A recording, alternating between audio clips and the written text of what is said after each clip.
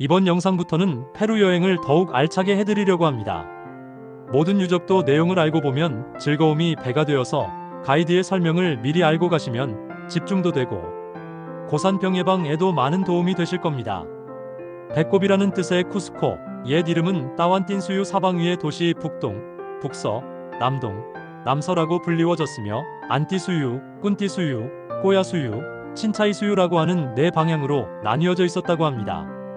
지금의 쿠스코는 1440년 직후 9대 잉카 왕인 빠차쿠텍의 도시계획에 의해 세워졌는데 진흙으로 먼저 도시의 모양을 만들어 놓고 거기에 맞춰 도로와 가옥들을 건축하였다고 합니다. 당시의 인구는 약 10만 명 정도로 추산을 하고 있으며 중앙광장을 경계로 하여 북쪽을 아난쿠스코, 남쪽을 우린쿠스코라고 하여 신분에 따라 사는 지역이 달랐고 아난쿠스코는 왕의 직계 가족과 고위 귀족, 우린쿠스코에는 하위 귀족들을 살게 하였다고 합니다. 당시에는 부족 간의 차별 대우가 심했었고 정복 전쟁이 시작되면서부터 쿠스코에는 정복을 당한 부족들의 귀족들이 볼모 형식으로 쿠스코에 올라와서 많이 살게 되었는데 이들 타 부족의 귀족들을 네 방 위에 각각 흩어져 살게 하였으며 각 부족들이 섬기는 신은 그대로 두는 대신 태양신을 최고 상위에 모셔야 한다는 원칙을 지키게 하였다고 합니다. 복장 또한 그들이 어느 부족인지 쉽게 확인이 되게끔 각 부족의 전통 복장 착용을 의무화하였다고 합니다. 지금도 쿠스코나 지방에서 전통 행사 등이 있을 때면 각 부족들은 각기 다른 자신들의 전통 복장을 입고 각종 행사에 참여를 하고 있습니다. 따라서 당시의 쿠스코는 잉카 제국이 전국을 통일을 하던 때의 작은 축소판이었던 셈이죠. 그리고 이처럼 각기 다른 복장을 하게 했던 것이 차별 대우의 상징이 되기도 했다고 합니다. 지금의 쿠스코 시내는 1533년 스페인의 식민지가 된 이래 급격히 스페인화가 되었으며 지금은 잉카식의 지붕을 한 건물은 단 하나도 남아있지 않습니다. 그나마 잉카의 흔적이라고 하면 식민지 당시 지어진 교회나 스페인식의 건물을 바치고 있는 몇 군데의 담벼락만이 전부인 셈이죠. 당시 빠차쿠텍이 쿠스코를 설계할 때 퓨마의 모양을 본떠서 만들었다고 하는데 이 주장은 아직도 많은 학자들 사이에 논란의 대상이 되고 있다고 합니다. 코리칸차, 태양의 신전, 황금사원, 산토도밍고 성당. 과거 태양의 신전이 지금은 이렇게 여러 가지로 불리워지고 있습니다. 과거 잉카인들의 시조가 되는 망코카빠. 잉카가 자신의 형제들과 함께 처음으로 이곳에 삶의 터전을 잡았었다고 합니다. 자신들의 시조가 처음 자리를 잡았던 바로 그 자리에 9대 잉카인 파차쿠텍이 태양의 신전을 건설하고 잉카인들의 정치, 종교, 행정의 중심지로 발전을 시키며 잉카 제국을 건설하게 됩니다.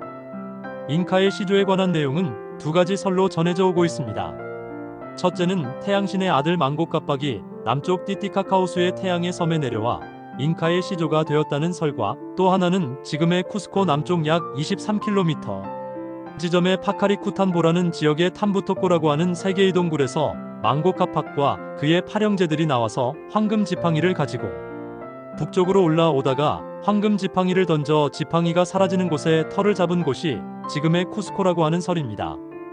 그리고 쿠스코 내에서도 태양신을 모시던 가장 중요하였고 신성시 되었던 곳이 태양의 신전이었다고 합니다. 1533년 쿠스코를 점령한 피사로는 잉카 제국 정복에 공을 세운 자신들의 부하들에게 쿠스코 내의 궁전, 신전 등을 나누어 주었는데 이 코리칸차는 자신의 동생 후안에게 주었다고 합니다. 그 후 후안은 망코 잉카와의 삭사이와망 전투에서 사망을 하게 되고 그의 유언에 따라 이 건물은 도미니카 선교회에 기부가 되었는데 선교회 측은 이 건물을 부수고 산토 도밍고 성당을 지으려고 하였으나 너무 단단히 세워진 건물이라 완전 철거를 하지 못하고 대충 부순 뒤 그 위에 지금의 산토 도밍고 성당을 지었다고 합니다. 이와 함께 태양신을 모시던 태양의 신전은 잉카인들의 기억 속에서 사라져 가다가 훗날 다시금 옛 모습의 일부분이 드러나며 세상 밖으로 나오게 됩니다. 태양의 거리 쪽에서 바라본 지금의 태양의 신전은 옛 모습은 찾아볼 수가 없고 곡선의 검은 담의 일부는 1950년 대지진에 의해 지금의 산토 도밍고 성당이 무너지면서 그동안 식민지 시대의 건축물로 가려져 있던 과거 태양의 신전 일부가 모습을 드러내게 되었다고 합니다. 페루 고고학계와 종교계 간의 치열한 신경전 끝에 성당을 다시 복원하되 옛 잉카의 일부 남은 신전도 일반 관광객에게 공개를 하고 관람을 허용하는 선에서 합의를 보았다고 합니다. 또한 당시 가장 신성시했다던 황금상이 놓여있던 바로 그 자리가 지금은 예수님의 성체를 모셔둔 감실이 자리하고 있다는데, 대에서는 과거 일본의 한국 침략사와 거기에 따른 한민족의 정기를 끊기 위해 대한민국 곳곳에 쇠말뚝을 박은 것과 별 차이가 없다는 생각이 들어 씁쓸함을 감출 수가 없네요. 무지개 신전 꾸이추 신전 은 내부 벽면이 모두 금으로 치장이 되어 있었다고 하며 벽에는 화려한 무지개가 그려져 있었다고 합니다. 이 신전은 무지개 신을 모시는 신전으로 지금도 잉카의 후손들은 무지개를 신성시하고 있으며 쿠스코를 상징하는 깃발 역시 무지개가 그려져 있습니다. 천둥과 번개의 신전 이아빠 신전 역시 금으로 장식이 되어 있었다고 합니다. 별의 신전은 은으로 장식이 되어 있었으며 천장에는 별을 뜻하는 많은 장식물이 각종 보석으로 붙여져 있었다고 전해지고 있으며, 달의 신전은 태양신의 아내인 마마키아를 모시던 신전이며 이 신전 역시 완전히 은으로 장식이 되어 있었다고 한다. 이 신전에는 왕비들의 미이라가 놓여 있었고 제대 위에는 여자의 얼굴 모양을 한 달의 신 모습이 걸려 있었다고 합니다. 신상 바로 아래는 와이나카박 11대 잉카의 어머니 미이라가 놓여 있었다고 합니다. 지금의 성당이 세워져 있던 곳이 당시 가장 중요한 태양신을 모시던 신전이었다고 하는데, 태양신전의 제단은 동쪽을 향해 있었다고 하며 사방의 벽을 전부 황금판으로 덮었으며 동쪽을 향한 제단 위에는 남자의 얼굴이 새겨진 동그란 원판인 황금판이 걸려져 있었다고 합니다. 황금판은 동그란 원을 중심으로 태양빛이 사방으로 뻗어나가는 모양이었으며 다른 신전의 벽에 붙여져 있는 금판들보다 훨씬 두꺼웠다고 합니다. 황금판의 크기는 제대가 있는 벽면을 전부 가릴 정도의 크기였다고 합니다. 이 태양신전에는 역대 왕들의 미이라가 황금 의자에 앉혀져 북쪽의 입구를 바라보고 있었는데 11대 잉카였던 와이나카박의 미이라만이 태양신의 상징인 황금판을 향해 앉혀져 있었다고 합니다. 꼬리칸차의 중앙에는 황금의 정원이 있었는데 각종 동식물과 온갖 곡식들, 그리고 야마와 알파카들이 실제 모습의 크기로 황금으로 만들어 놓았다고 합니다. 황금의 정원인 셈입니다. 또한 5개의 분수가 있었는데 이 분수는 각기 다른 곳으로부터 물이 흘러들어왔다고 하며 물이 나오던 분수의 꼭지 역시 황금으로 만들어져 있었고 분수를 받치고 있던 돌들도 금과 은판으로 덮여 있었다고 합니다. 스페인 사람들이 성당을 지으며 분수를 막아버리고 한 곳만을 놓아두었다고 하는데 얼마 후 남은 한 곳의 분수에서도 물이 나오지를 않았다고 하며 지금은 분수 자체도 없어졌습니다.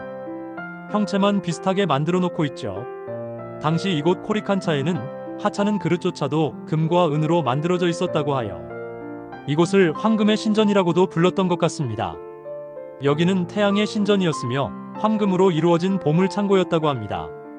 코리 황금, 칸차 거주지 즉 꼬리칸차는 황금으로 이루어진 잉카 제국의 상징이었다고 합니다. 하지만 지금은 스페인 식민지 시대 때 세워진 산토 도밍고 성당이 자리하고 있고 황금색은 식민지 시대 때 그려진 성화의 액자만이 황금색을 내고 있을 뿐입니다. 이곳 태양신전에는 3종류의 태양신상들이 있었다고 합니다. 첫 번째 신상은 푼차오 신상이라고 하는데 신전의 서쪽 벽에 자리하여 아침에 해가 뜰 때면 첫 햇살이 푼차오 신상에 닿아 번쩍이게끔 고안된 사람의 얼굴에서 사방으로 빛살이 퍼져나가는 모습을 한 신상입니다. 두 번째 신상은 죽은 왕의 심장을 태운 재를 섞어 만든 황금상인데 망꼬잉카 유판키가 빌카밤바로 도망을 갈 때 이 신상도 가지고 갔다가 스페인인들이 쳐들어와 투파가마루를 잡아올 때 이 신상도 함께 가지고 왔다고 합니다. 그리고 나머지 세 번째 신상은 두꺼운 털실로 만든 3개의 인형인데 아프인띠 최고의 태양, 추리인띠 아이 태양, 인띠와우키 형제 태양이라고 불리어졌습니다. 태양의 신전을 나와서 아르마스 광장 쪽으로 올라오는 도중에 지금은 산타 카탈리나 수녀원이 되어버린 아크야와시를 지나가게 되는데 아크야와시는 매년 전국적으로 용모가 뛰어난 10세 전후의 소녀들을 선발하여 선택된 처녀들의 집인 아크야와시에 보내지게 되고 그녀들 중 몇 명은 마마꾸나라고 하여 태양신의 아내가 되어 평생을 처녀로 지내게 되었다고 합니다. 그 중에서도 한 사람은 태양신의 본처로 인정을 받아 아크야와시의 전체 살림을 책임지고 꾸려나가야 했습니다. 이러한 선택받은 마마꾸나는 반드시 고귀한 신분이어야 되며 쿠스코의 마마꾸나는 대부분 왕의 여동생이었다고 합니다. 만약 마마꾸나가 되어 처녀성을 잃으면 생매장을 하였고 상대 남자도 목을 매달아 죽였으며 그 남자의 친인척 심지어 가축마저도 모조리 죽였다고 합니다. 또한 그 남자가 경작을 하던 농경지를 뒤엎어 그 위에 돌을 덮어버리고 아무것도 자라지 못하게 했다고 합니다. 하지만 이러한 처벌을 면할 수 있는 단 한 사람이 있었는데 그 한 사람이 잉카, 즉 왕만이 이러한 분노의 대상이 되지를 않았다고 합니다.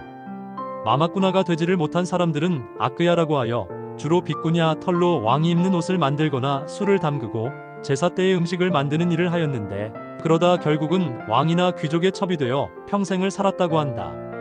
잠시 후 아툰누 미옥이라는 골목에 자리한 제6대 잉카였던 록가의 궁전이 있던 곳으로 가게 되는데 담벼락에 있는 12각돌과 퓨마의 모양을 담에 돌로 쌓아서 만들어 놓은 곳을 방문하게 됩니다. 12각돌이 있는 록가의 궁전은 1590년 대지진으로 인하여 붕괴되었고 미처 무너지지 않은 담 위에 스페인 사람들이 콜로니얼풍의 대사교청을 지어 사용하다가 지금은 종교예술박물관으로 사용을 하고 있으며 관내에는 300년 전에 사용하던 각종 가구들이 그대로 남아 전시되고 있습니다. 여기에 있는 잉카의 벽을 보면 각각 크기와 형태가 서로 다른 돌들이 다양한 각도로 서로 물려 한치의 틈도 없이 짜여져 있는 것이 보는 이들로 하여금 절로 경탄을 자아내게 만듭니다. 골목 중간 정도에는 6대 잉카 록가의 모습을 한 원주민이 오가는 관광객들에게 12각 돌 옆에서 모델을 서주며 함께 사진도 찍고 12각 돌에 손을 못 대게끔 감시도 하고 있는 것을 볼 수가 있습니다. 한번 같이 사진을 찍는 모델료는 미화 1불 정도면 됩니다. 12각 돌은 115cm 크기의 돌을 12각으로 다듬어 다른 돌들과 맞물려 쌓여져 있는 것을 말합니다. 이쯤에서 굳이 12각으로 깎아서 만든 이유를 많은 분들께서 질문을 하시는데 확실한 이유는 알 수가 없으나 억지로 설명을 하자면 두 가지 설을 들 수가 있습니다.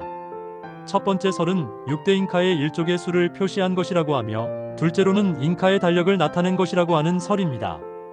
둘째의 경우라면 이해가 갈 수도 있지만 가이드를 하는 입장에서 또 하나 의문이 들기도 합니다.